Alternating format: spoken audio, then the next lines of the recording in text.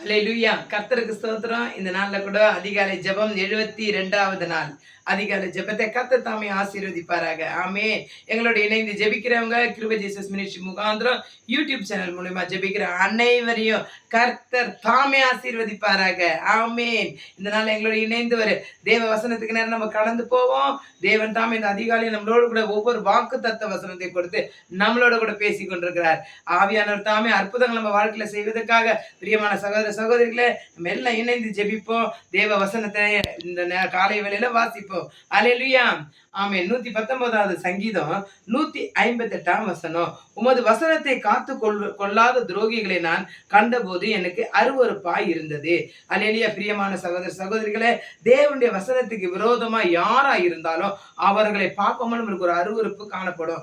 அல்லேலூயா. இந்த நாட்கள்ல தேவனுடைய வசனத்தை நம்ம தியானிக்க வேண்டும். கர்த்தருடைய வசனத்தை நம்ம உட்கொள்ள வேண்டும். நம்ம இருதயத்துல பதித்து கொள்ள வேண்டும். அப்பதான் ஆவியானவர் நம்மளோட கூட இடைப்படுவார். இன்னொரு வசனம் சொல்கிறது, இதோ உம்முடைய கட்டளைகளை நேசிக்கிறேன், கர்த்தாவே உமது கிருபையின்படி என்னை உயிர்ப்பையும். ஆண்டவருடைய கட்டளைகளை நம்ம நேசிக்கும் போது அவருடைய கிருபையினால் நம்மை உயிர்ப்பிப்பாரு. ஹல்லேலூயா.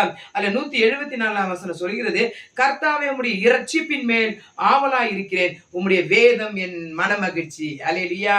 வேதம் நமக்கு மனமகிழ்ச்சியா காணப்பட வேண்டும். ஒவ்வொரு நாளும் வேத வசனத்தை நம்ம வாசிக்கும் போது, அதன்படி நடக்கும் போது, அந்த வார்த்தையை நம்ம உட்கொள்ளும் போது, ஒவ்வொரு நாளும் தியானிக்கும் போது கர்த்தர் நம்மளோட கூட பேசுவார். ஹல்லேலூயா. அந்த 174ஆம் சங்கீதம் என்ன சொல்கிறது? 119ஆம் சங்கீதம் 174. கர்த்தாவே உம்முடைய இரட்சிப்பின் மேல் ஆவலாய் இருக்கிறேன், உம்முடைய வேதம் என் மனமகிழ்ச்சி. பிரியமான சகோதர சகோதரிகளை, அதிகாலையில வேதத்தை வாசிங்க. ஒவ்வொரு நாளும் ஒரு அதிகாரத்தை வாசிங்க. அது மனமகிழ்ச்சி நம்மளுக்கு கொடுக்கும். அந்த வேதம் தான் நம்ம வாழ்க்கைக்கு வெளிச்சமாய் காணப்படும். அல்லேலூயா.